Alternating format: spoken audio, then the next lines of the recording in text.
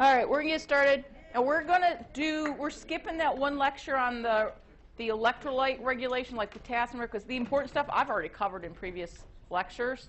So we're going to do acid-base. That's what we're going to start with today. Because it's talking about calcium and parathyroid hormone. I've done that before. I've talked about aldosterone, so we're moving to acid-base balance.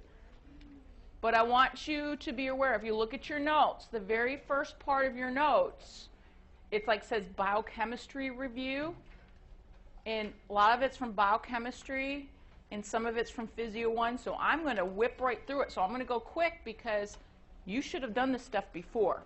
Shut up, okay? But so you'll have to kind of try to follow me where I am in the notes, where we're really going to emphasize. I'll start emphasizing when we get to the point where it is distinguishing between metabolic and respiratory acid-base disorders and looking at respiratory compensation. That's something I did last trimester, but I'm going to cover it again because it's kind of important. And then the real emphasis is on the role of the kidneys in acid-base balance. Okay? So just as an overview, so you know, you're well aware of this, is your pH of your blood. There's a range, depending if we're taking it from the venous blood or arterial blood. The range tends to be, again, you pick up different testing, maybe slightly different textbook. The range is between about 7.35 to 7.45. Venous blood, which is the venous blood going to be? The 7.35 or 7.45? 7.35, which means it's a little bit more acidic. Why is venous blood slightly more acidic than arterial blood? What's it carrying? Carbon dioxide. It has to do something with carbon dioxide, and why it's more acidic, because we're going to be looking at the little reaction of carbon dioxide and water forming carbonic acid, hydrogen. That stuff's coming back in today. Okay, so it has to do with CO2 transport. So what we're going to do today is just for your frame of reference. When we do play detective at the end, we're going to say normal pH of blood about 7.4. We're getting somewhere in between, so we're going to do the average, 7.4. So you realize, though, your blood is slightly what? It's not neutral. Everybody says, oh, it's neutral. It's not neutral. Neutral is 7. Your blood is slightly basic, okay? But where they have the terminology is to say you have acidosis or alkalosis. You're considered to be acidotic if your pH is less than 7.35. You're considered to be in an acidotic state. If your pH is greater than 7.45, you're considered to be alkalotic, even though the pH of the blood is actually slightly basic or alkaline, okay? So and you do realize that when we talk about pH, you're giving the blood, there's pHs in different body parts or different organs or areas where the pH can be different, like in the stomach. Where could the pH be in the stomach? It can get down pretty low, too, because we need that for what's going on with digestion of proteins and all that good stuff. So within cells, I could actually sample inside cells in certain organelles, and the pH can be pretty acidic, like lysosomes. Why would the pH in lysosomes be so acidic? What's going on there? What do they do? What's their job? Do they make ATP? No. They break down stuff, and some of them use acids to break things down. So pH there can actually be pretty acidic. So it depends on where you are in your body. But generally, when we're talking about body fluids for the general part, it's kind of in that 7.35, 7.45 range for most of your body fluids. Now, urine, what we're going to see today, the pH of your urine can change depending on the conditions. So I can excrete more hydrogen ions or excrete less hydrogen ions, and the pH of your urine can fluctuate. But that's the role of the kidneys in maintaining acid-base balance. It can alter what it's going to excrete out of your body. Okay, so I wanted to make sure you kind of have the understanding of what normal pH would be. That's good. I don't need to do that. Okay. Sources of hydrogen ions. We can fill this in. You want me to fill it in? For those who don't have it already filled in. Do you know we produce a lot more acids than we do bases? I mean, when you go, okay, I might as well do it. Go back to biochemistry. You're like, oh. You go through glycolysis, TCA cycle. Do you know how many of those things are acids? They're carboxylic acids. We were a big bucket of acid. We are a big bucket of acids, okay? citric acid, citrate, isocitric acid, isocitrate. Why do they call it usually citrate, isocitrate, alpha-ketoglutarate, blah, blah, blah, blah? Because remember that Henderson-Hasselbalch equation? Yeah, some of you are like, yeah, okay. So the pH, most of it, at your body pH, most of it exists as the basic form. It's given up its hydrogen ion. So 8, we have 8 at the end. It's like if it's a like a carboxylic acid, at physiologic pH it'd be COO minus. It's already given up its hydrogen ion. So we're just always contributing hydrogen ions out there. Okay, so we're a big bucket of hydrogen ions. We're always producing acids more than bases, and so the different sources of it, if I'm oxidizing glucose aerobically, what is technically the acid? It's not really, I mean, it's like more of a gas, but what are you producing as a result when you're allowing glucose to go all the way down to the TCA cycle electron transport chain? It's actually where it's being produced, like TCA cycle. What are we producing? Because of oxidative decarboxylation. Carbon dioxide. So carbon dioxide, you're like, well, that's a gas, but we're going to do a little flashback of how carbon dioxide actually makes a gas because it's reaction with water. So it's actually going to form carbonic acid. So CO2 is going to be a gas. It's going to form carbonic acid. Anaerobic respiration of glucose. What acid do you produce if you're working anaerobically? Lactic acid. But at physiologic pH, most of it's going to exist as lactate. You're going to give up a hydrogen ion. Sulfur-containing amino acids. You better get this. If it's a sulfur-containing amino acid, what acids are we producing? Sulfuric acid. Okay. This one should be an easy one too. Hydrolysis of phosphoproteins and nucleic acids. What acid are we going to be producing? Phosphoproteins. Phosphoric acid. Okay. Incomplete oxidation of fatty acids. What could be those acids? Like if I'm starving myself and I'm breaking down a lot of fat, and you start, the liver's kind of gets overwhelmed, it starts producing these things, the ketone bodies. So ketone bodies like beta-hydroxybutyric acid, acetoacetic acid. Those are weak acids, and so they can dissociate and have some hydrogen ions in solution. So I'm going to have to deal with it. So I don't have, what's the problem if I don't try to maintain acid-base balance? What happens if your pH gets too high or too low?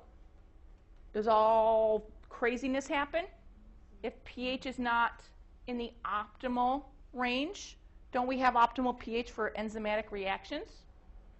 And don't we have a lot of enzymatic reactions going on in our body? It doesn't have to necessarily do with digestion.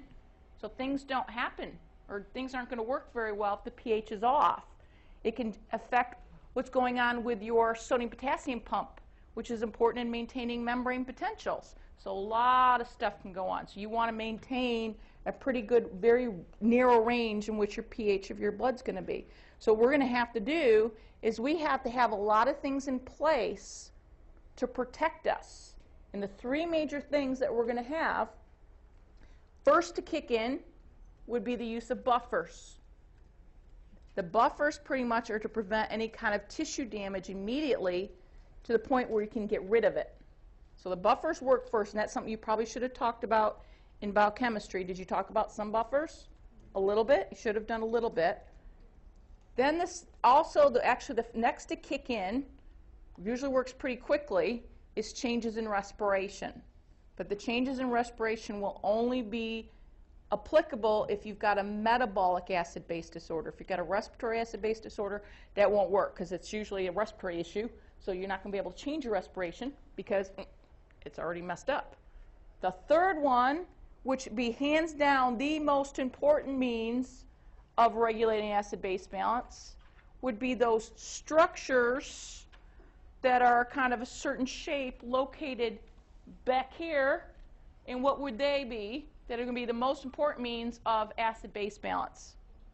Kidneys. They're going to be working no matter if you've got a metabolic or respiratory acid-base disorder. So you got 3 things in place to try to prevent really drastic fluctuations in pH so things will work properly. So let's do this one, since this is going to be a real important one. As mentioned, buffers. There's different buffers. We have phosphate buffer system. Hemoglobin's a buffer too, believe it or not. Proteins can be buffers. But the bicarbonate, carbonic acid buffer system is very important. In your extracellular fluid, that's the most important buffer component that we have in the extracellular fluid. So I want to review the little steps, and you've seen this reaction before because I know I've talked about it before, is we're just going to look at a couple scenarios and how this buffer system would work to kind of prevent immediate damage to any kind of tissues, okay? So remember, what does a buffer do? In this case, this pH buffer. It's going to prevent drastic changes in pH. It's either if you got a lot of hydrogen ions, it sop them up. Because if too many hydrogen ions, what happens to the pH? You got too many hydrogen ions. pH goes up or down? Goes down. Say the greater the hydrogen ion concentration, the lower the pH. And people still have problems with that. But remember, the pH is a negative log of the concentration of hydrogen ions. And you just blow, I know that's math, but just remember, the higher the hydrogen ion concentration, the lower the pH. The lower the hydrogen ion concentration, the higher the pH. Okay? So let's look at this buffer system, or how it works. Well, you'll notice carbon dioxide reacts with water to form, and this is what do we call H2CO3 is? It's not bicarbonate. This is carbonic acid, and then that pretty much doesn't stay around very quick. It rapidly dissociates, and you have hydrogen ions, and there's your bicarb. Okay? Now, your buffer component, for a buffer, you have to have an acid and a base, a weak acid, weak base. You want to have, optimally, you want a 1-to-1 ratio of the two.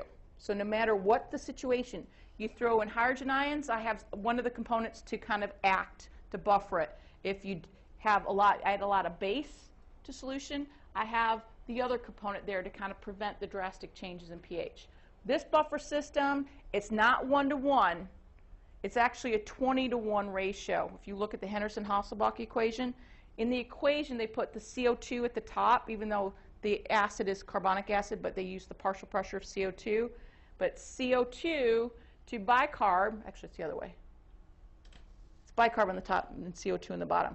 But you need a 20-to-1 ratio of your base to acid to properly buffer. It's not a problem because we can drastically change CO2 levels by doing what? We can change that pretty quickly by just changing your breathing. So it's not a problem. That one's not necessarily going to be a problem. Okay, so let's look at the scenario. I have added, we'll follow the red lines, I threw some acid into your body. Maybe I really exercised very strenuously, producing a lot of lactic acid. So I've added hydrogen ions. What's going to happen to your pH if I throw hydrogen ions in solution? It's going to go down.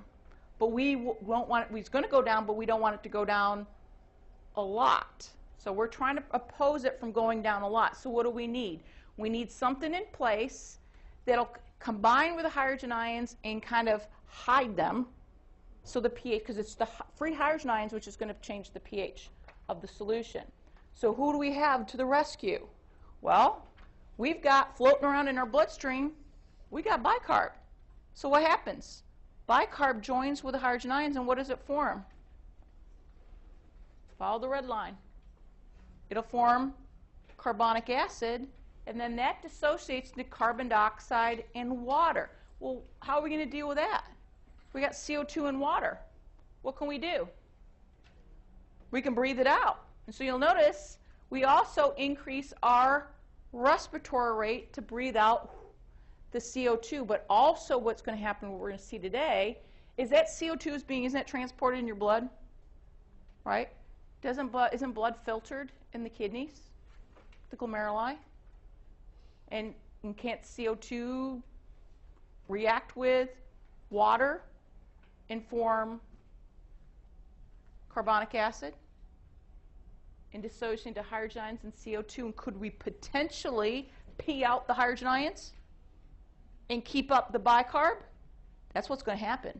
So in the kidneys, we're going to excrete excess hydrogen ions and conserve the bicarb. That's what's going to happen at the kidney. Just think about what you want to happen. Later we'll talk about how it happens. So that immediately that buffer system is there to just to prevent any drastic changes in pH in your blood, and to the point where you can get rid of those hydrogen ions somehow by exhaling them out. And you're like, well, I'm exhaling out CO2. There's no even H as part of the CO2, but it's carbon dioxide and water. So it's the hydrogen ions is part of that water, and or what's going on in the kidneys. So we can do the other scenario. So what if we somehow removed hydrogen ions? Maybe I was throwing up, just losing stomach contents, just not, because you can throw up and just lose other than stomach contents, and it's a different story. But if I lost a lot of hydrogen ions because I was vomiting a lot, what's going to happen to your pH? If you lose the hydrogen ions, your pH is going to go up. And so how does this buffer going to work? Well, I need to somehow put some more hydrogen ions back in there to try to keep the pH from getting too high. Well, aren't we producing CO2 all the time? Aren't we always producing this? And can I maybe change my respiration so I'm kind of retaining the carbon dioxide, and then it combines with water to form carbonic acid, and then that dissociates to hydrogen ions, and then we got the bicarb. And what can we do with the bicarb? Let's pee it out. So you can get rid of the bicarb. So again, the blood is going to be filtered in the kidneys, and I can change what I'm going to do at the level of the kidneys. So the buffers are there to work immediately, and then changes in respiration or what's going on in the kidneys are there to try to pick up the slack. So that's a real important buffer component. But again, it only works when we talk about metabolic acid-base disorders.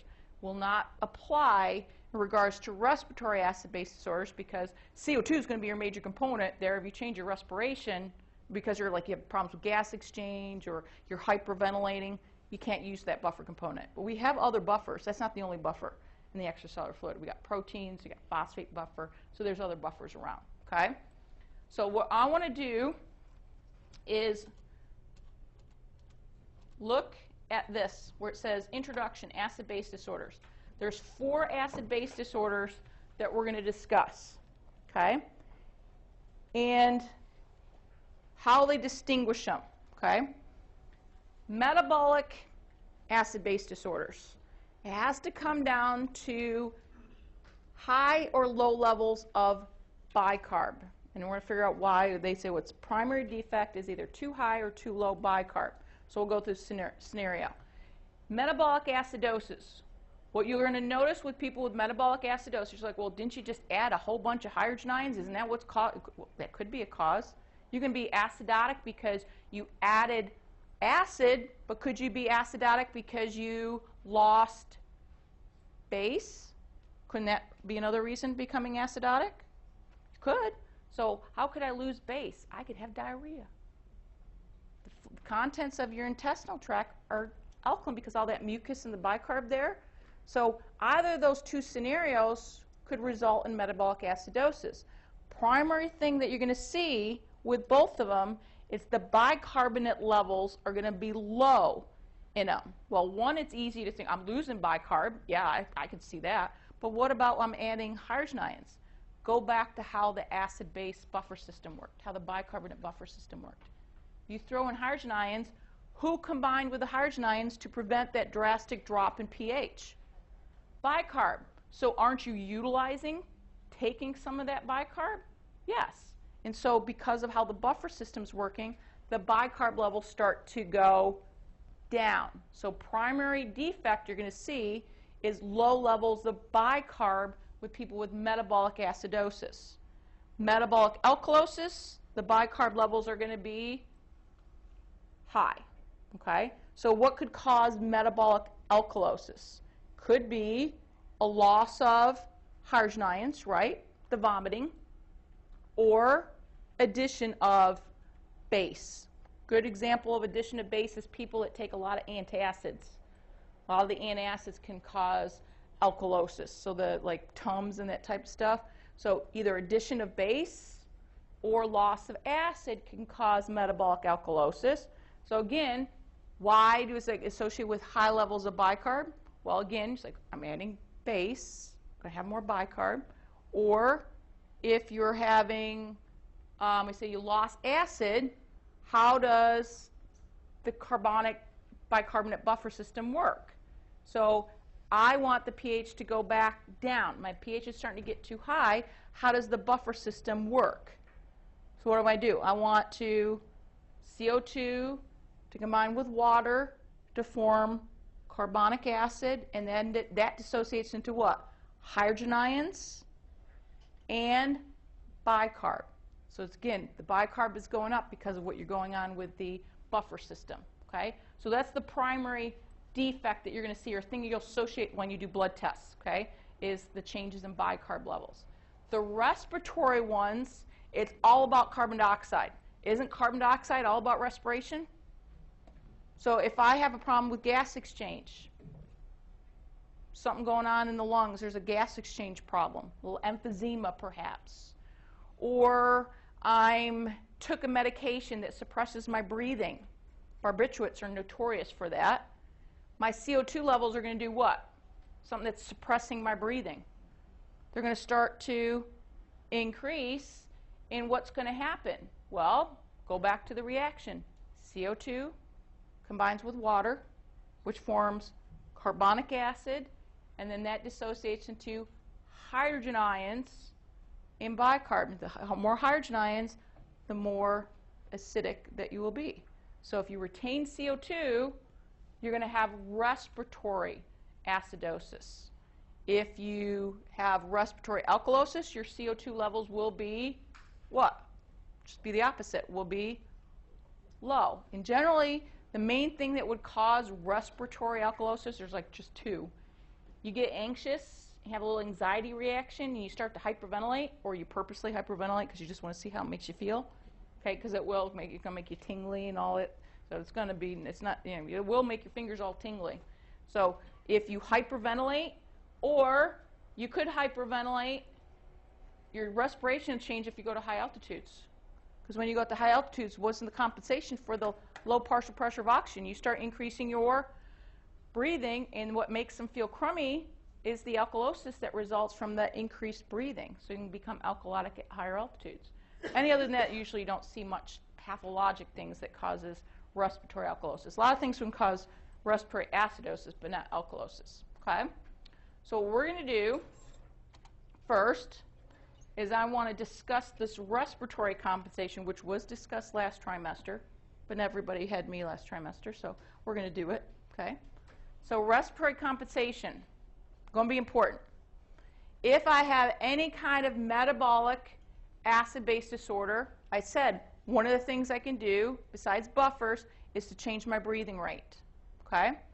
And we'll start with the central chemoreceptors. We have chemoreceptors up in the brainstem that are going to be sensing what's going on in regards to CO2 levels in your blood. It's like, how are they picking this up? Well, you'll notice CO2 is being transported in the bloodstream. And you'll notice it's going, crosses the blood-brain barrier, because blood-brain barrier doesn't keep any gases from going across. Remember, the blood-brain barrier keeps a lot of things out. Gas is no problem. Now, you can put a big X by this one. It says 15% direct. Hydrogen ions very poorly cross the blood-brain barrier, because that's important, because they make your neurons go crazy. So very little from hydrogen ions are going to get across that blood-brain barrier. So it's CO2 they can get across. Notice that reaction takes place within the cerebrospinal fluid. And what you have is you make bicarb and hydrogen ions, and it's these hydrogen ions that were created as a result of that reaction between CO2 and water. You get hydrogen ions, and the chemoreceptors start to go crazy. They're like, wait, something not right. And so what do you want to happen? Tell me, what do you want to happen if you're acidotic? Do you want to breathe more or breathe less? Especially if you just think about it, all came from CO2 levels being elevated in your blood. Do you want to breathe more or breathe less? more, because you want to get rid of the CO2. So in response to increased partial pressures of carbon dioxide in your blood, the central chemoreceptors are going to send information to the respiratory center located in the medulla oblongata. So that's like dorsal respiratory group of neurons, for those you remember from last trimester. But you have a respiratory center in the medulla oblongata. It says, hey, you need to increase your rate and depth of breathing because we need to get rid of some CO2. So that's going to, it's pretty significant. It's not the first to kick in. You do have chemoreceptors in the periphery, in the carotid and aortic bodies. Do you remember that? Kinda? Carotid bodies, aortic bodies. They're different from the carotid sinus and aortic arch. Aortic bodies, carotid bodies are chemoreceptors that also will sense changes in CO2 in the blood, and they will respond quicker than here, but the greatest response will be from the central chemoreceptors. So you'll increase your breathing in response to elevated CO2 in the blood. But this won't be important if you've got elevated hydrogen ion concentrations, because those hydrogen ions don't cross the blood-brain barrier very well. So we're going to have to increase our breathing through a different mechanism, and it's going to be through the peripheral chemoreceptors, and specifically these ones right here, the carotid bodies. The carotid bodies can sense changes in hydrogen ions in the blood. The aortic bodies only respond to oxygen and CO2 levels. So it's more cardiovascular. So the carotid bodies, if the hydrogen ion content in your blood gets too high, it's going to send afferent information up to the respiratory center and say, hey, we need to increase the breathing to get rid of the hydrogen ions. And how are we going to get rid of the hydrogen ions? Because again, hydrogen ions combine with bicarb. That forms carbonic acid, and then it dissociates into CO2 and water, and you breathe it out. So in response to metabolic acidosis, the changes in breathing are mediated through the carotid body chemoreceptors. So that's the only one. So in response to metabolic acidosis, it's only through the carotid body chemoreceptors. The central chemoreceptors only respond to changes in CO2 levels, not to hydrogen ion concentration in your blood. Okay? So that'll be an important mechanism for trying to compensate for any kind of metabolic acid-base disorder. Okay? There's respiratory compensation. Now, so what we're going to do is look at the role of the kidneys, because I said hands down, they're considered to be the most important. Long term, it's the kidneys' response. They're the slowest to kick in, though. Your quickest response, the buffers. They're right there. You've got the buffers in the blood. The changes in respiration are pretty quick, within a few minutes. They'll have that change in respiration will kick in. The kidneys take a little bit longer, but they're going to be more dramatic. So give them a little time, they're going to do the work. So they're going to be hands down the most important means for maintaining acid-base balance. So just start to think logically. If I'm acidotic, what do you want the kidneys to do? Do you want to have more of an acidic urine or an alkaline urine? If I'm acidotic, what do you want the kidneys to do? What do you want it to get rid of? The acid. So the urine is going to be a little bit more acidic because it's going to start excreting more hydrogen ions, which is going to make the urine a little bit more acidic. We'll talk about it later, there's a limit of how acidic the urine can get. There is. But we're going to have buffer systems within the urine to keep the pH won't get down too low, but it's the buffers are kind of combining with those hydrogen ions, so I can get a lot more hydrogen ions out. But also I like to think of it as, if the urine gets too acidic, would that be a little uncomfortable? Yeah, it could be a little damage in the ureters and that, and the urethra as it comes on down. So, but we do have buffers to kind of allow us to have, we can actually get more hydrogen ions out, but not having the pH of the urine go down too much. Okay? So opposite, if I'm alkalotic, you want the kidneys to excrete more of a basic urine. Okay? So less hydrogen ions, a little bit more bicarb I'm going to get rid of. So, okay, that's logical. So we have to talk about or review a little bit.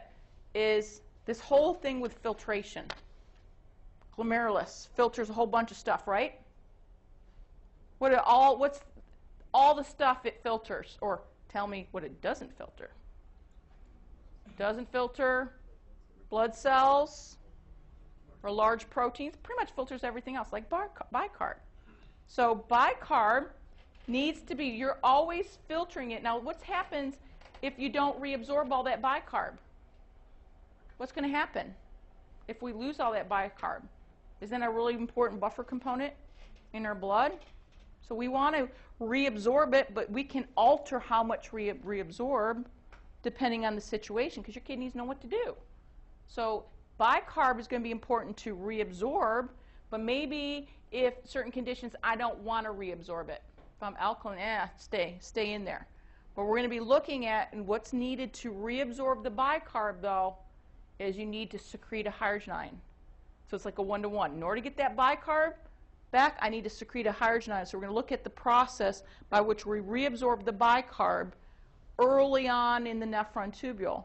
And kind of generally, as a rule, if you answer this, you're most likely going to be right.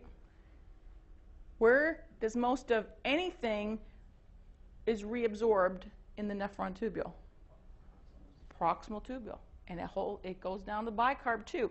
Most of your bicarb is absorbed in the proximal tubule, and most of the hydrogen ions are going to be secreted in the proximal tubule because you need that in order to reabsorb the bicarb. So we're going to show you how that process takes place, but we're going to say what happens a little bit later on the nephron tubule. So there are going to be different mechanisms by which we can secrete hydrogen ions. There'll be those different mechanisms in place. Okay, so what would happen if we filter more bicarb than hydrogen ions are secreted? I say you need a 1-to-1. To reabsorb a bicarb, I need to secrete a hydrogen ion. But if I have more bicarb filtered than hydrogen ions secreted, is my urine going to be more alkaline or more acidic? Because in order to have the bicarb coming back to me, I need to secrete a hydrogen ion. But I'm filtering more bicarb than I'm secreting hydrogen ions. What am I going to have? More of what in the urine? Base. It's going to be bicarb, so it's going to be more alkaline urine. So that may happen. If I have more hydrogen ions are secreted than bicarbonate filtered, your urine is going to be more acidic. And I wonder why there may be a case that I'm not actually filtering a heck of a lot of bicarb. What could be happening? If all of a sudden my bicarb, the amount of bicarb that I'm not filtering, isn't as high as normal, because isn't it might be working? It might be being used as a buffer. Don't you think it might be? So you might be using it in your body and picking up the hydrogen ion. So here, you might not be filtering as much because it's being used as a buffer component. And like, well, then I can maybe get rid of some excess hydrogen ions because I'm still can secrete it. If don't have any bicarb to go, I'll secrete it, and the bicarb is just going to, there's no bicarb, I'll just secrete the hydrogen ions. So we're going to go through the steps so you can see what's going to go on. All right, so, okay, there, we'll do this. So this picture represents, except for this one, what process is taking place here? Filtration, okay? The rest of these are showing you the different parts of the nephron tubule where we're going to have reabsorption of bicarb.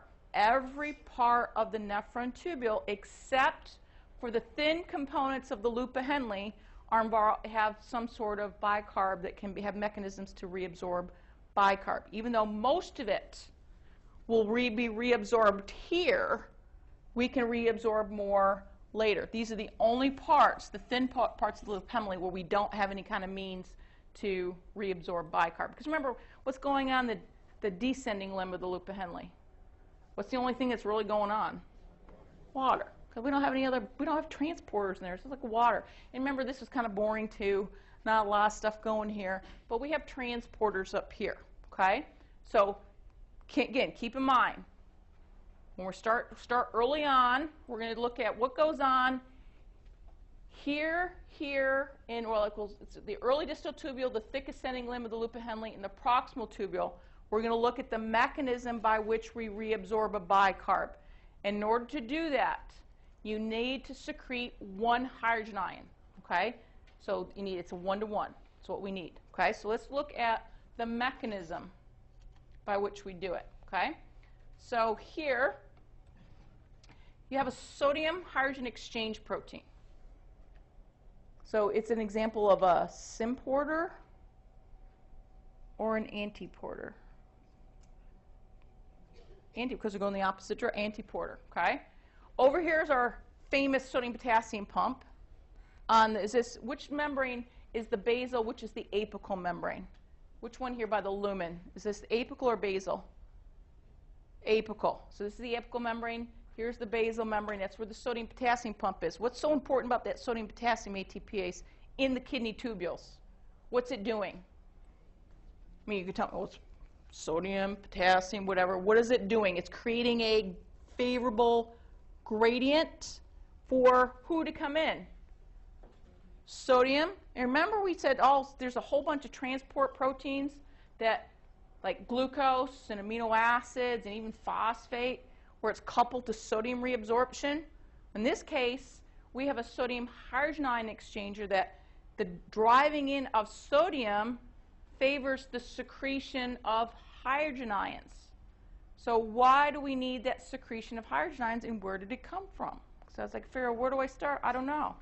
Let's start, I don't know, I'm just going to start arbitrarily somewhere. Here's the bicarb that you filtered.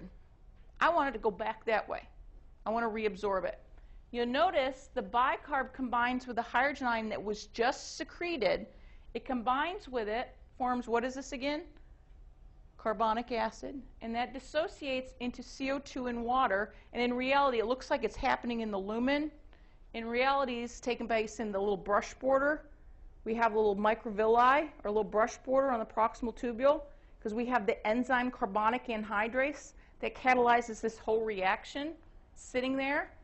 This reaction is taking place there, and the CO2 is actually going to be in the cell, and what's going to happen? Well, CO2 combines with water, forms bicarb, and that dissociates into hydrogen ions and bicarb.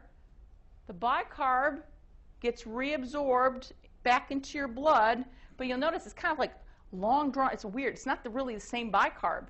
It's like, I have one here, I got one there. It may not necessarily be the same one, but I've gotten my bicarb that was reabsorbed.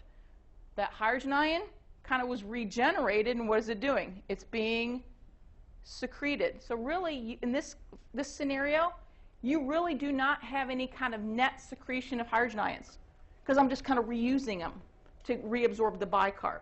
So what's the scenario, though? How can I end up getting rid of more hydrogen ions if I'm acidotic? Could be one scenario is I don't have a lot of bicarb to reabsorb in the first place, and so then I can have net secretion of hydrogen ions because I don't need to combine with the bicarb. It's just going to be going into the nephron tubule. That could be one scenario. Or later, we're going to look at later parts of the nephron tubule where you can get net secretion of hydrogen ions. But right here, it's like, I just had to secrete the hydrogen ion just to reform carbonic acid, join it with the bicarb, and I get it back into the blood, or get it back into the cell, make the bicarb, that goes across. And what I don't have a picture here is I have the bicarb just moving across the membrane. Got to have some sort of transport protein for it. In the next picture we'll show you, though, you have a negative charge substance moving out of the cell. Shouldn't we need a negative charge moving into the cell to kind of maintain membrane potentials? Don't you think we probably need that? And just take a wild guess who might be going in the opposite direction in exchange for this bicarb that's negatively charged. Wild guess. Chloride. Okay, so we do have the protein there. It's a bicarb chloride exchanger, and you're going to see it in the next picture. So here, what we have early on is we just get the reabsorption of bicarb. We just had to secrete the hydrogen ion to do it, but we have no net secretion of hydrogen ions that take place. Later on, when you start getting into the late distal tubule, the collecting ducts, there is where we could potentially get some net secretion of hydrogen ions, and it's going to use they're both active transport. This is secondary active transport. Why is this secondary active transport? Why is it not primary active transport? Do you see this protein directly using any energy to do it? Do we have any hydrolysis of ATP here? No. But why is it still active transport? Because of what's going on with the sodium. The gradient was favored because of what happened here with the sodium-potassium pump. The favorable gradient created by the sodium-potassium ATPase to allow sodium to come into the cell allowed me to secrete the hydrogen ion. Okay?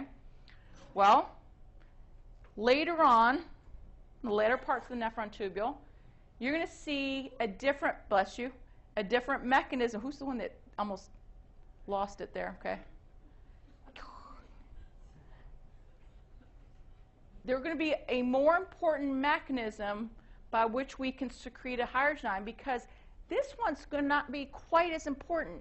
You know the reason why? Well, what drives this secretion of hydrogen ion? The movement of sodium in.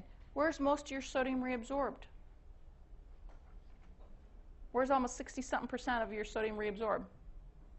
Proximal tubule.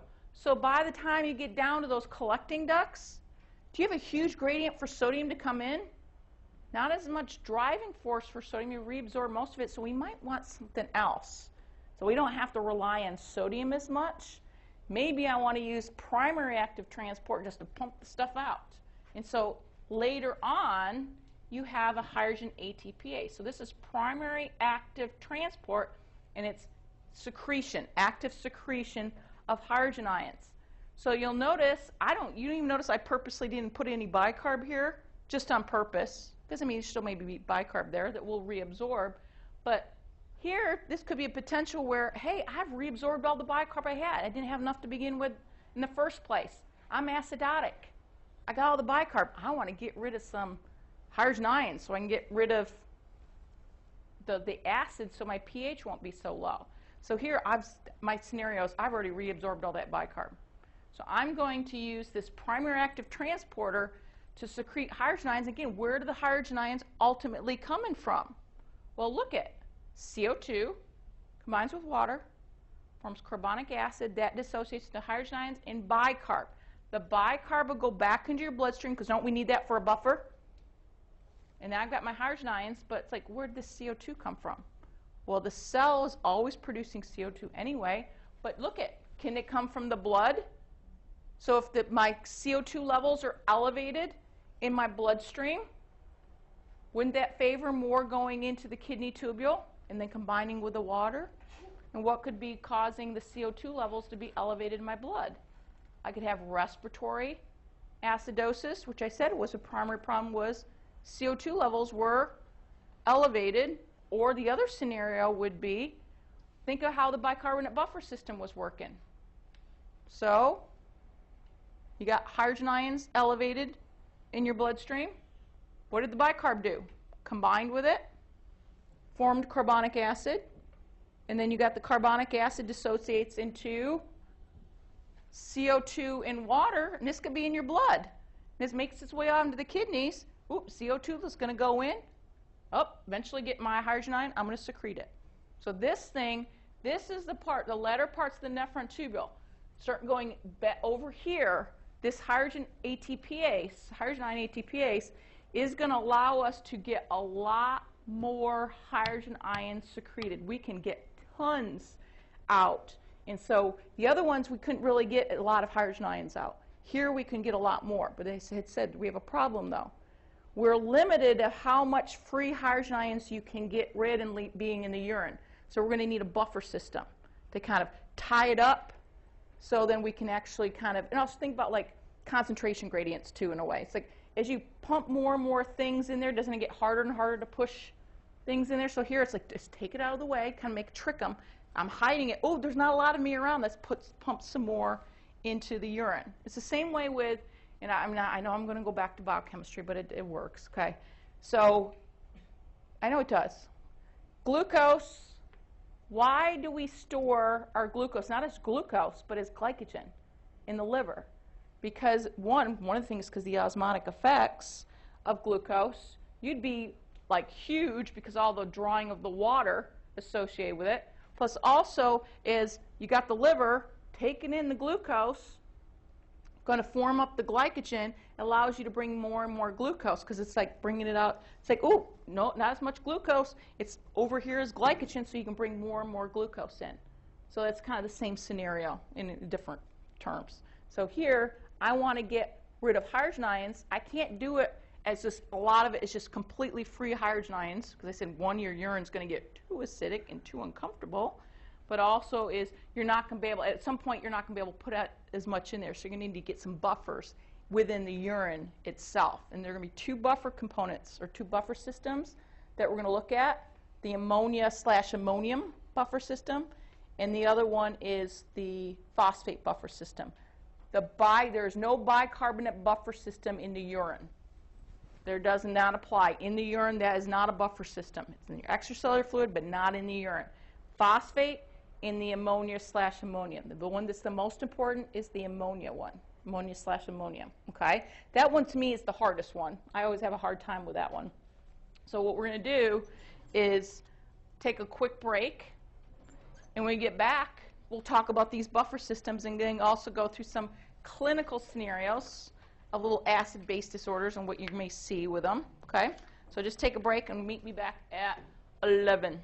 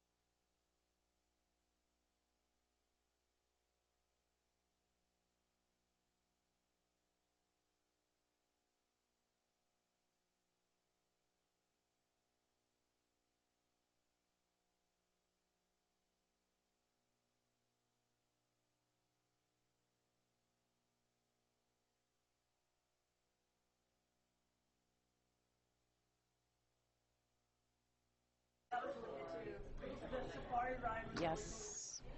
See all the animals like right here. I love that one. I know, that was my favorite. I got there first thing in the morning, so I got around. All right, we ready? Should we throw in some DXI as I'm talking along?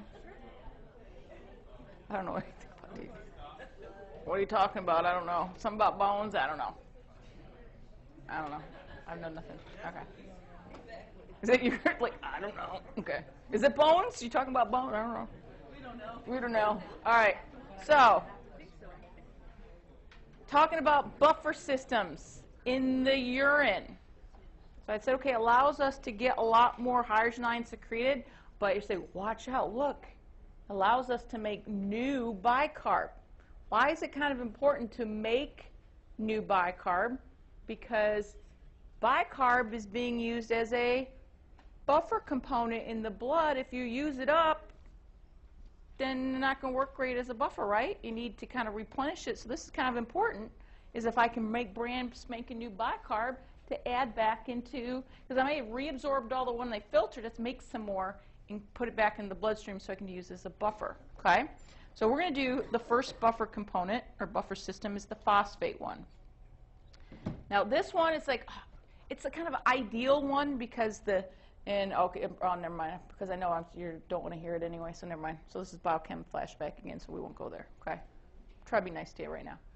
So phosphate buffer system, it is kind of a more ideal system, but the thing is, we're going to have reabsorbed most of it, so there's not a lot there to begin with, so that's not going to be like the major one, but it's still going to work, is you have monohydrogen phosphate and dihydrogen phosphate. Do you know the difference between monohydrogen and dihydrogen phosphate? One's got one hydrogen, the other's got two. Oh, okay, no, that's not so bad, okay. Which of the two, let's see, these are our buffer components, monohydrogen phosphate and dihydrogen phosphate. Those are our two buffer components. Which of the two is the acid, which is the base? You got to remember, ooh, you moved up. I know, you freaked me out. She's like, she's trying to fill in the gap over here. So some of you guys want to fill in this little big gap over here?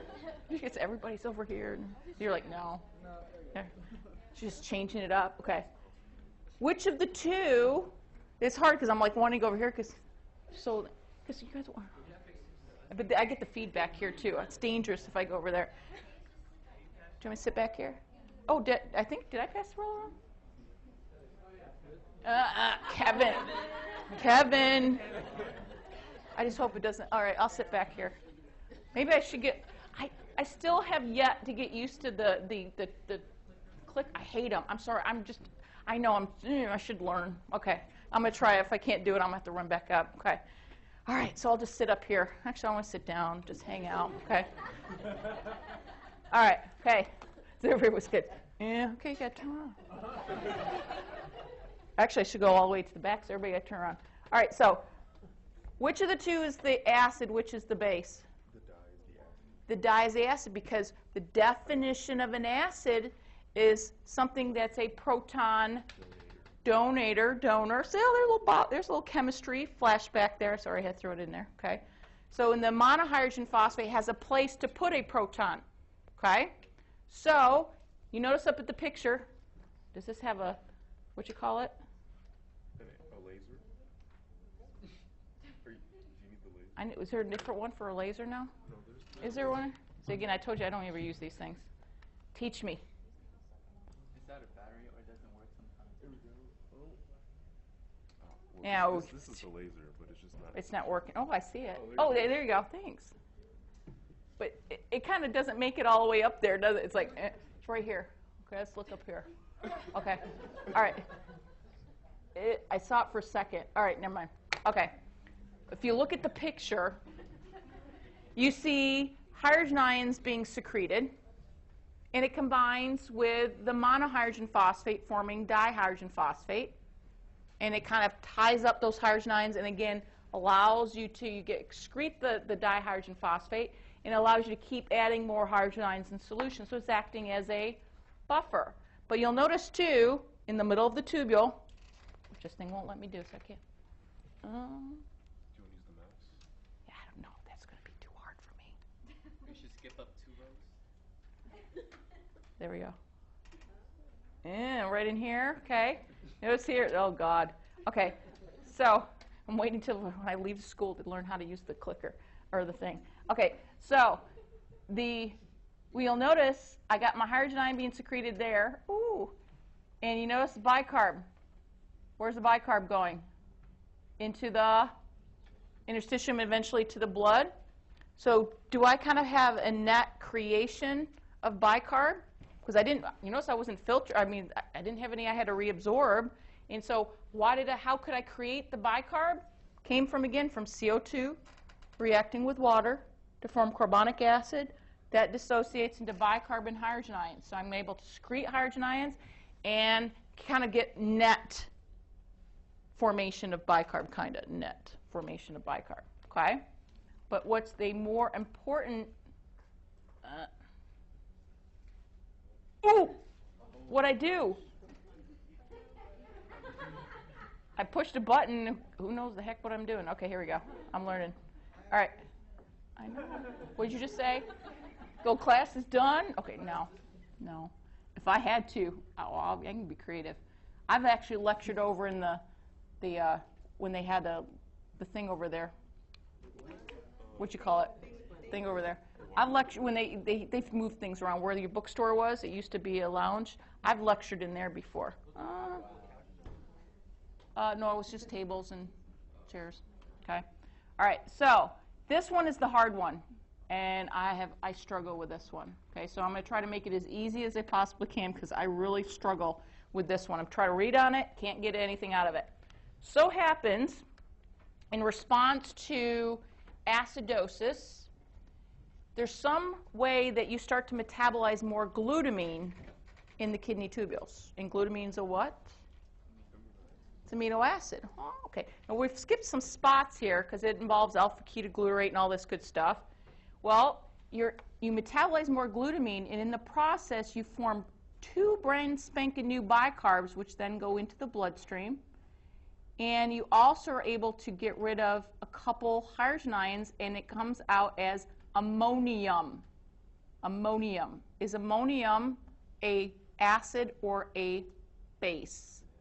It's an acid because ammonia is the base. Okay?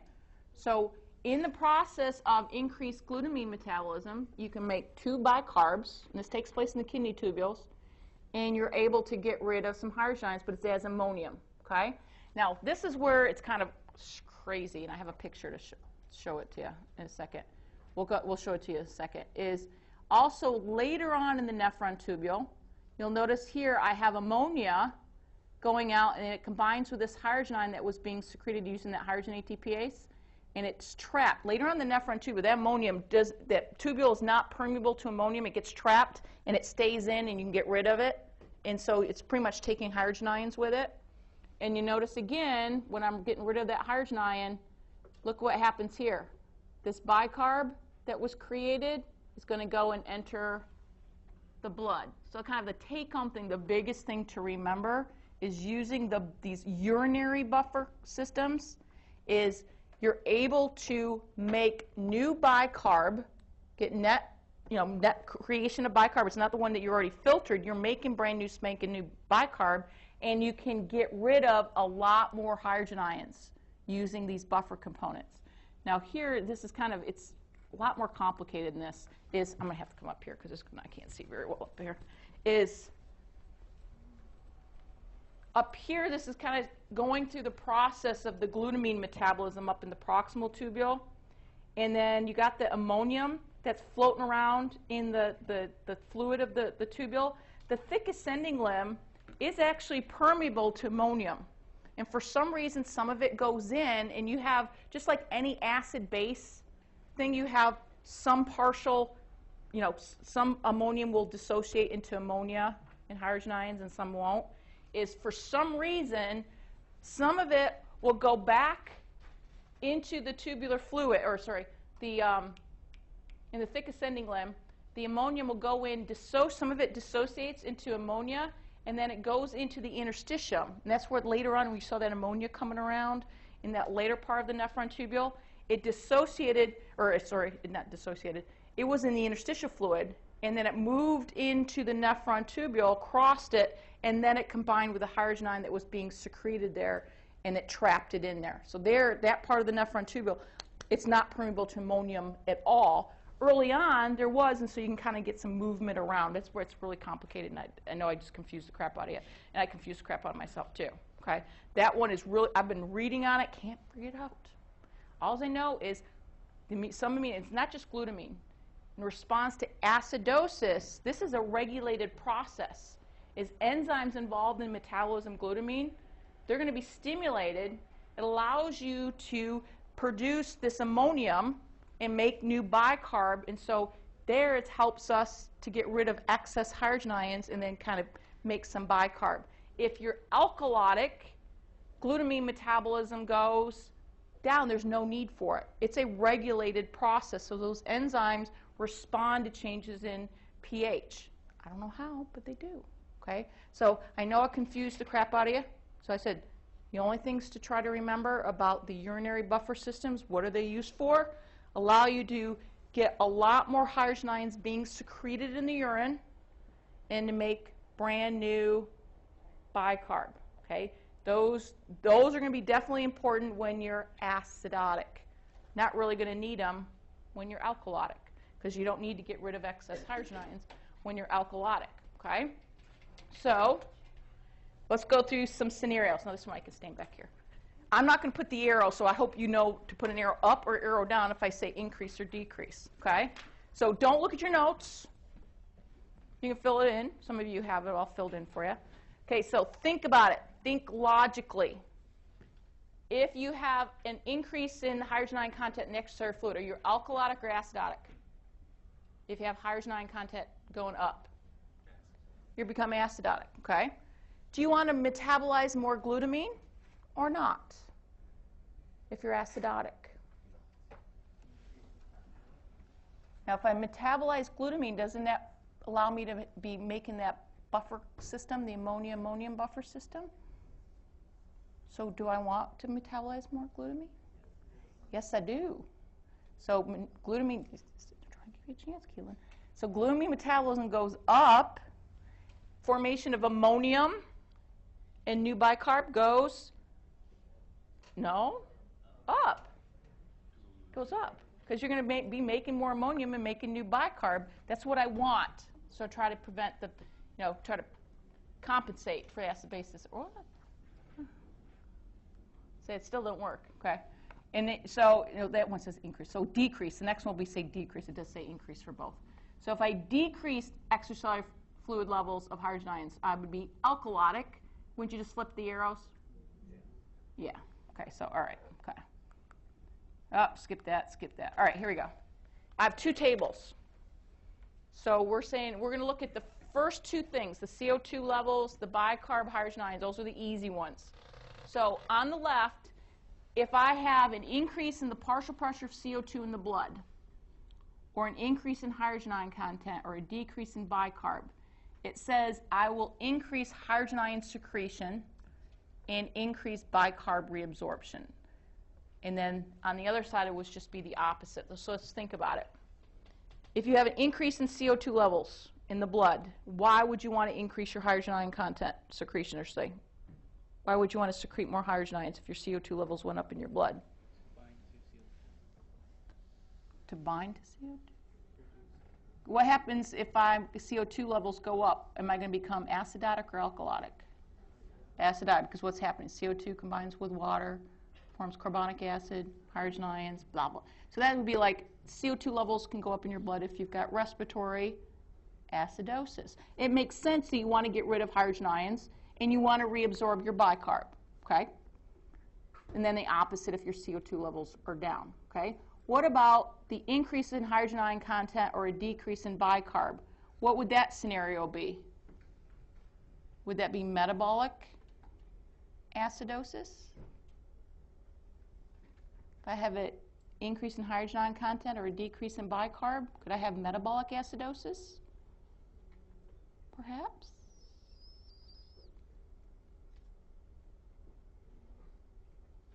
Yes. So that would happen if I maybe have metabolic acidosis.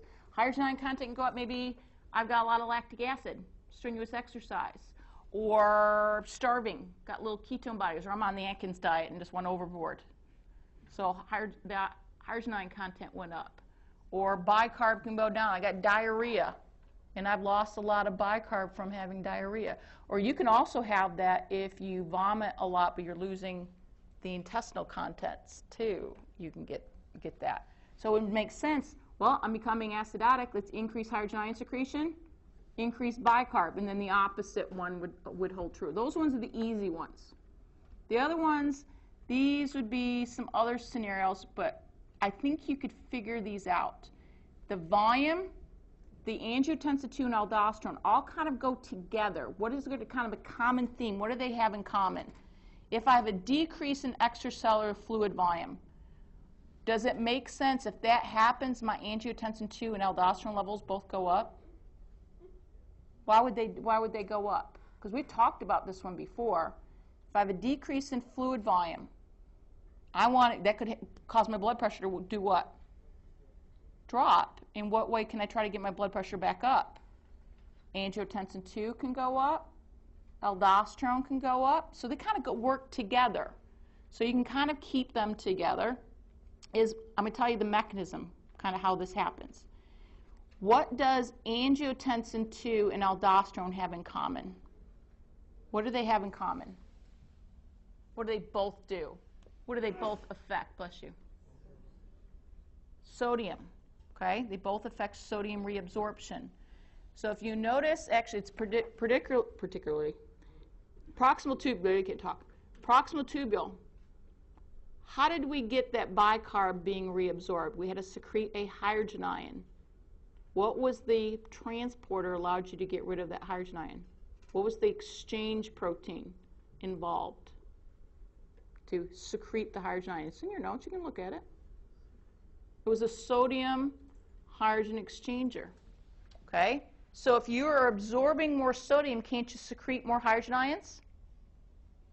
Yeah? So if you have high angiotensin II levels, because of the effects on the proximal tubule, you can secrete more hydrogen ions. And technically, you can have high angiotensin IIs for a lot of different reasons. So if for some reason I have elevated angiotensin II levels, would it predispose me to an acid-base disorder? Yes. And what would it be? If I'm excreting a lot of hydrogen ions, if I have high angiotensin II for some reason or another, if I'm getting rid of a lot of hydrogen ions, what can happen to my pH in my blood? It could actually start going up. It could.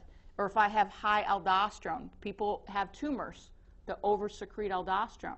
Because of its effects on hydrogen ion secretion and bicarb, it can cause a mild metabolic alkalosis. Now, aldosterone, we taught to you that said its major effects are where in the tubule. Where's its major effects? It's not in the proximal tubule. It's in late distal tubule, the cortical collecting tubules. But there is some evidence that it also affects sodium hydrogen exchange, too. There's some evidence for it. So it's because the effects on sodium and its link to hydrogen ion secretion is where you can see the association with there. Now, the mechanism by which the higher low levels of potassium relate to hydrogen ion secretion and bicarb, it's hard to explain, but the way you can kind of remember it is high aldosterone. Can you relate that to hypokalemia? How could you relate high aldosterone with hypokalemia? How can you kind of put those together? So what does aldosterone do? Increases sodium reabsorption, but increases potassium secretion. So if you have high aldosterone, can't you get hypokalemia? That's how you can remember it, okay? So that's the way you can remember it. But the important ones are the ones at the top, the CO2 and the bicarb and the hydrogen ions. Those are the ones that are the real important ones. All right, so let's go through some scenarios. We're going to do renal compensation of acid-base disorders. So if you're acidotic, and this applies to being metabolic or respiratory, I don't care. Do you have too much? Do you have more bicarb or hydrogen ions if you're acidotic? Which one do you have more of? If you're acidotic, hydrogen ions. Okay. Bicarb levels, are they going to be high or low? They're going to tend to be on the low side. the titratable, don't worry about titratable acid, but ammonium levels, are that going to be increased? And I should say urinary ammonium production. Is that going to be increased or decreased? They're going to be increased. That's your renal compensation for acid-base disorders. New bicarb production will go up in the kidneys, okay? Now let's distinguish between metabolic and respiratory now. So if I have metabolic acidosis, what did I tell you at the beginning of lecture? Primarily result of what in regards to bicarb levels? Are they elevated or decreased with metabolic acidosis? They're decreased, because remember the hydrogen ions combined with the bicarb, you're using it up. So the bicarb levels are going to be lower. You got lower levels of bicarb in the blood. Are you going to filter as much? No. So there's a decrease in filtration of bicarb. So decreased filtration of bicarb leads to what? So we had asked you this question early on, said if you've got more hydrogen ions being secreted versus being bicarb that's going to be reabsorbed, what's going to happen? So I have less bicarb. What do we say normally to reabsorb bicarb? What do you need? To secrete a hydrogen ion. Okay, so you have less filtration, so there's less bicarb to reabsorb. So what's going to happen to the hydrogen ion content in the tubular fluid? It's going to be up. So it's going to be up. But think logically, that's what you want anyway. So you can get rid of some excess of it. Now, if I have respiratory acidosis, primary problem is CO2 levels. Are they high or low? High. And so what happens to hydrogen ion secretion? It's going to increase. Okay. All right, alkalosis. No matter what, metabolic or respiratory, what do you got more of? Bicarb or hydrogen ions? More bicarb. So bicarb levels will be high. The ammonium production in the kidneys, is it going to be increased or decreased? They're going to be, do you need to make ammonium? No, because remember that's what we need to get rid of excess hydrogen ions. So glutamine metabolism will be down. Ammonium production would be down. New bicarb will be, it's always the opposite of the other one. So new bicarb will be decreased, okay? You're not going to need it. I want to get rid of it. So I don't want make any more. All right, so let's do metabolic. Bicarb levels, elevated or decreased with metabolic alkalosis? Elevated. So you're going to be filtering more or less? More, so increased in filtration of it. So increased filtration of bicarb. What's going to happen to the hydrogen ion content in the tubular fluid? Are we going to have more or less hydrogen ions in the tubular fluid? Less. And that results in excretion of what type of urine? Acidic or alkaline? Alkaline. Okay, so you're going to get more of an alkaline urine. So I have respiratory alkalosis, CO2 levels, what? High or low? Low. Hydrogen ion secretion will be going to be low. Okay, all right. So let's fill in this little table, a little scenario. So we figure this out. You got to fill in, is it metabolic acidosis or alkalosis or respiratory acidosis or alkalosis? Wherever you see the double arrow, that's the cause. That's what's causing the problem. The other one, this is where the situations that we're giving you is the person has been allowed to compensate for that particular acid-base disorder. So you're seeing changes in something trying to compensate for it. So the first line, there we go. Here, pH is less than 7.4. So minimally, what can we put there? If it's less than 7.4, they're acidotic. And do you notice the relationship between hydrogen ions in the pH? Look at elevated hydrogen ion content. So this has to be where these double arrows are. They have to be acidosis. We got to figure, is it respiratory or metabolic? So look at double arrow where it says CO2 levels.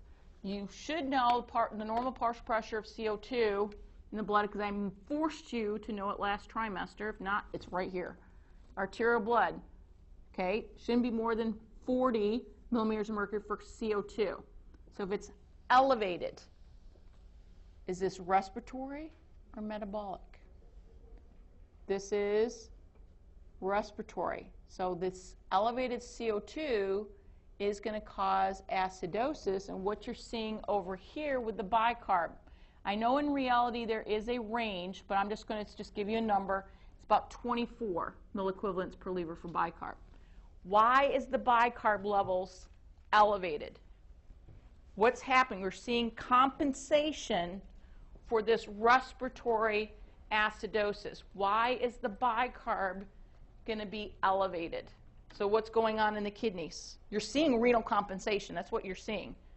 We just went over it. If you're acidotic, what's happening to glutamine metabolism in the kidneys? Going up.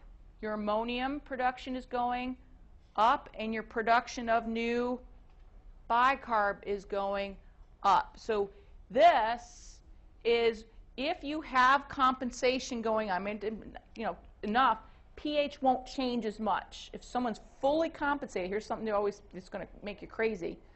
But if you sit there and you measure a subject's pH of their blood, and that pH is perfectly normal, they can still have an acid-base disorder because all the other values are going to be messed up.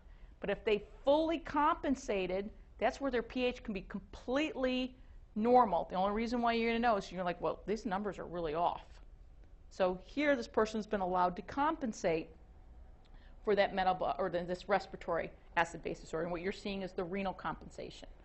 Now this one, just process of elimination, you got the double arrow down here. What's this one? The next one. This is respiratory alkalosis. And again, what you're seeing is the renal compensation. Bicarb, what are you going to do? You're going to be peeing out more bicarb. So you're seeing the renal compensation for it. So then we go and look at this one. pH is down. Primary defect or problem is the bicarb levels are lower than normal. So this is metabolic acidosis. Why is the CO2 levels down? With this one, you're really picking up, because this is the only thing that we're measuring, is you're seeing the respiratory compensation. So how do you compensate with your respiration for acidosis? What happens to your breathing? What happens to ventilation? You start increasing your depth and rate of breathing to compensate for acidosis, and so what are you doing? You're blowing off the CO2. Okay, so you're seeing here the respiratory compensation for it. The kidneys are still compensating too, but you're seeing really with the changes in CO2, the changes in the breathing. But you also can look at the patient. You can figure out their breathing is altered. With this one, we're left with just one. This is metabolic alkalosis. So bicarb levels are up, CO2 levels are up, so what's happening to this person's breathing? They're not breathing as much. So ventilation is actually being suppressed to some extent. So what we can do is, kind of using this type of idea, is we can play detective. Say someone comes in and we know something's wrong just by looking at them, okay? And they do this often in the ERs. They'll take a blood sample. Take a blood sample, they can measure pH, they can measure CO2, they can measure oxygen, all the same. They can measure bicarb all together. And you can figure out what's going on. But careful case history, just talking to someone or whoever they brought them in, you might be able to figure it out. But this can kind of give you an idea of what may be causing the problems with the patient. And it also can give you an idea, is it acute or is it chronic? Because if something's been chronic, they may have time to compensate for it, but if it's acute, so they haven't compensated, then you'll see more drastic changes in pH, okay? So we'll say someone came in, and you take a blood sample, and we measured the pH of the blood, and it was, and I'm just making up numbers because normally I have to do some fancy math, a little Henderson-Hasselbalch, but we'll say their pH was 7.5.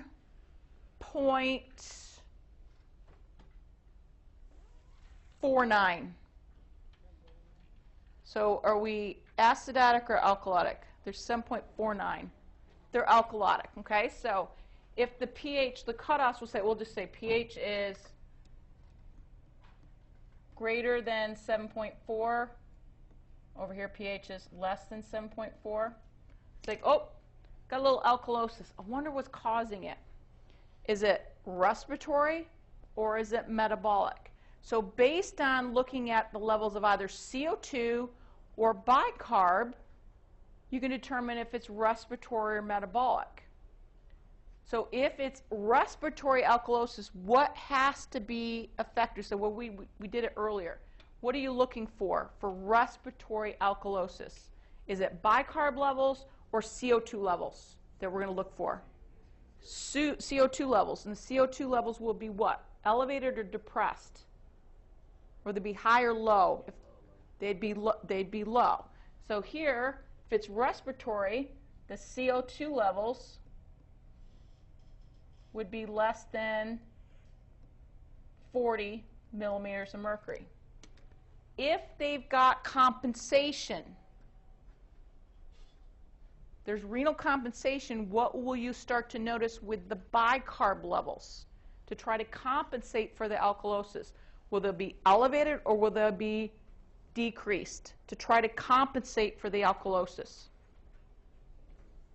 They're going to be decreased. So here, bicarb is going to be less than that 24 milliequivalents per liter if they had time to compensate for it. But you can, again, what I had mentioned is someone comes in, there's something obviously wrong with them. Something's not right. And I said their pH can be perfectly normal. But you're like, they can say, no, they've got respiratory alkalosis. What did they see?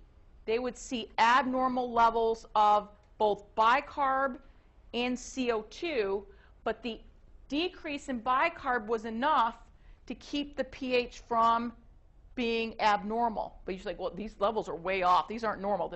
So they would have their CO2 levels would be really low, but their bicarb levels are going to also be low. So they're like, oh, they compensate, but their pH is perfectly fine, but the other values are all crazy. So they kind of know the normal values. Plus, they also have all these apps, and they're like, oh, I'll read it out. Half the time I don't have to do any of this, but we're going to play detective, okay? So it's like, oh, maybe it's not respiratory. It's metabolic. What's the standout for metabolic alkalosis? So what are they going to say? My bicarb levels are going to be what? High. So we're going to, instead of writing the numbers over and over again, I'm going to say increased, okay? If they had time to compensate for it, respiratory compensation, how would that be evident? Be evident with changes in CO2, and the CO2 levels would be what? Increased, okay? Try to compensate for it, okay? So then process of elimination, hey, we got pH less than 7.4, so they're acidotic. Could we fill in all this one? Okay, so we suspect the patient has acidosis. How would you say, oh, it's probably metabolic? What are we looking for? What's the hallmark? Are we looking for CO2 or bicarb? Bicarb, in this case, you just do the opposite of what you see on the other side. Bicarb would be low. If they had compensation, change in their breathing was enough, what's going to happen? CO2 levels would be low. So with this one, respiratory acidosis, CO2 levels would be increased. If they had renal compensation, the bicarb levels would be what? High or low? High. Elevated, higher than normal.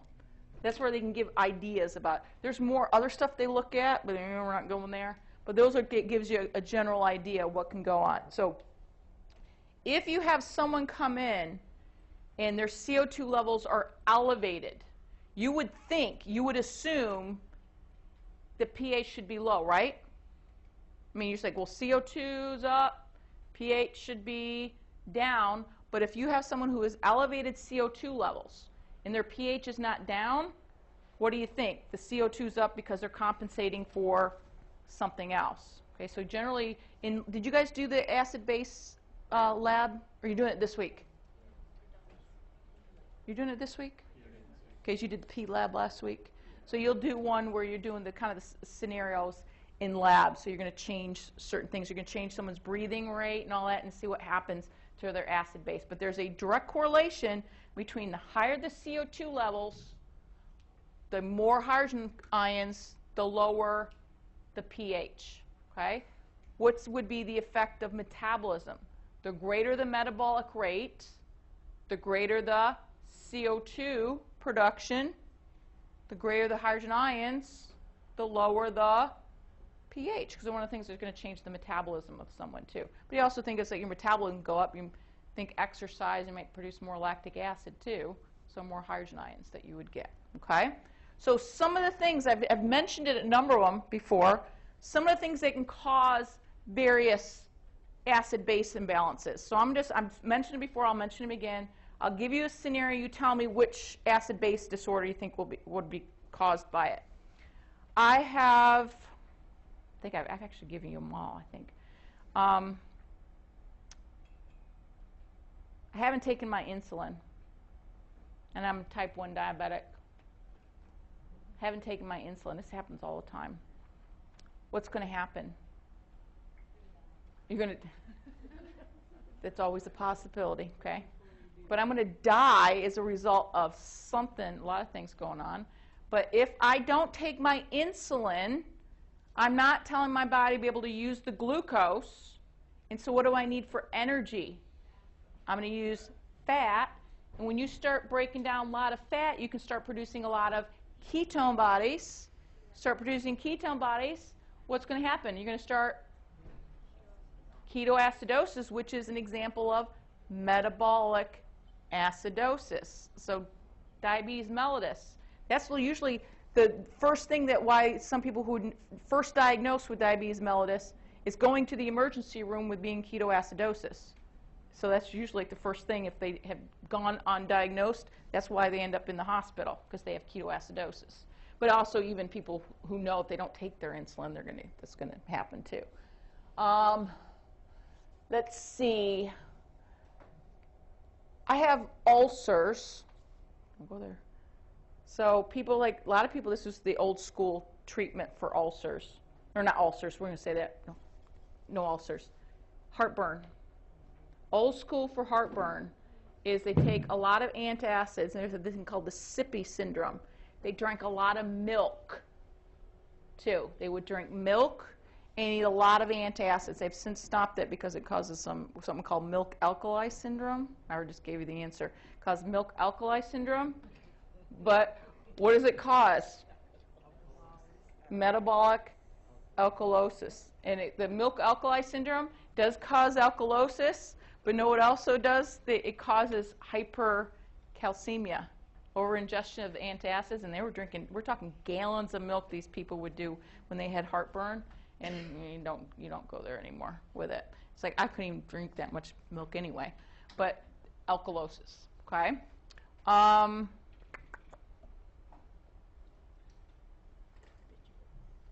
did that one. I don't want to do that. Was in a car accident and damaged the brainstem. Okay? Damaged the brainstem, where the brainstem, the medulla oblongata, has been damaged, which is very key places involved in heart rate regulation, blood pressure regulation, and respiration. So it's damaged. It's not working like it should. What's going to happen? My ventilation is going to go down. My CO2 levels are going to go up. Am I going to become acidotic or alkalotic? Acidotic. And it's respiratory acidosis. So brainstem injuries, because with medulla oblongata is involved in respiration.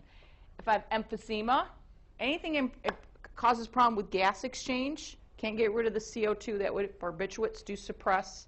Some of the drugs suppress. Alcohol, too, I think. Because that would suppress breathing. You stop breathing at a certain point. too intoxicated. So CNS depressants can do it, okay? Okay, that just leaves us with one.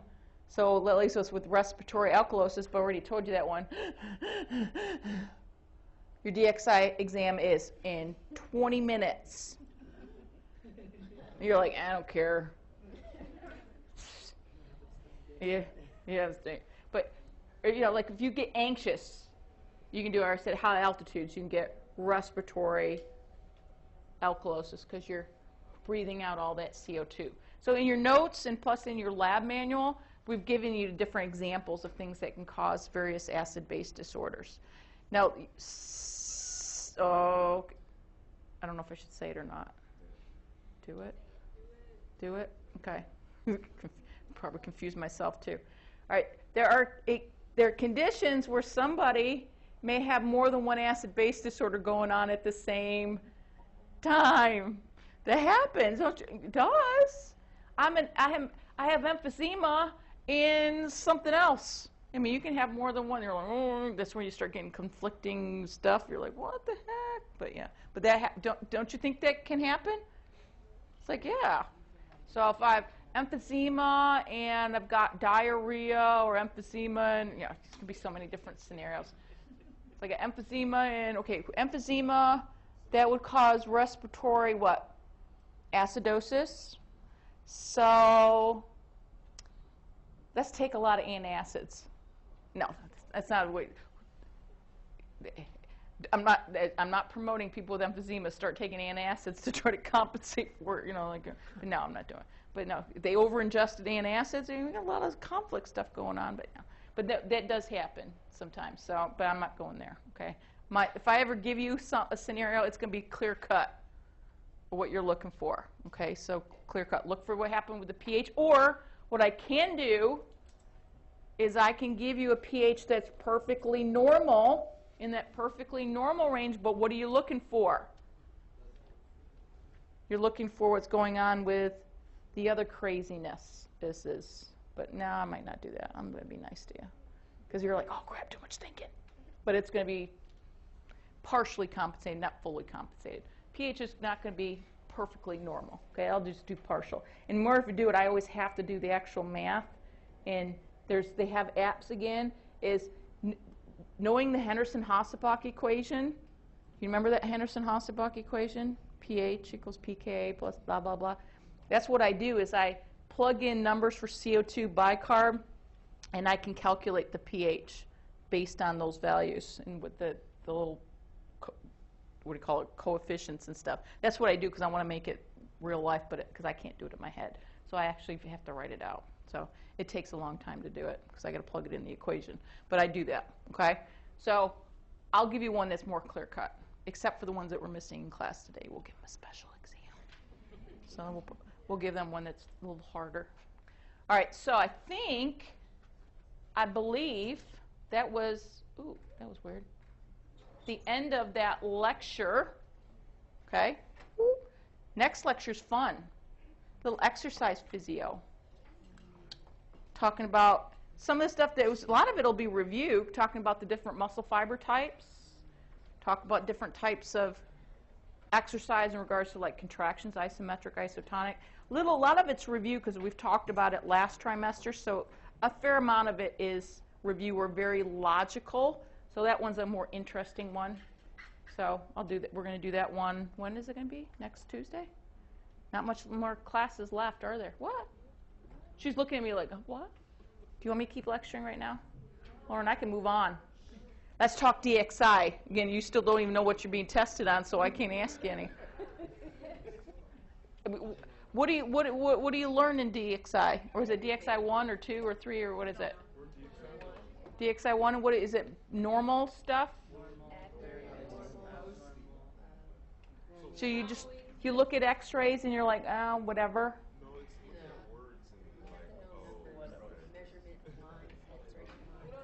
Oh, I don't know. Okay. I don't know. Got to go study. I don't know what I'm supposed to know. All right. Okay. You'll know by tomorrow. You know, that sounds familiar with every class. You're like, well, I'll know by tomorrow. Right now I don't, but I'll know by tomorrow. Or you'll know enough Know enough to like, no. Okay, then I've already eliminated it by the next day. Second, B looks good. A, B, C. Does he make different versions? Does it make one version? So it's like everybody's going to have the same choices? Just buy A for everything. So- huh? He goes to Hooters to make a test?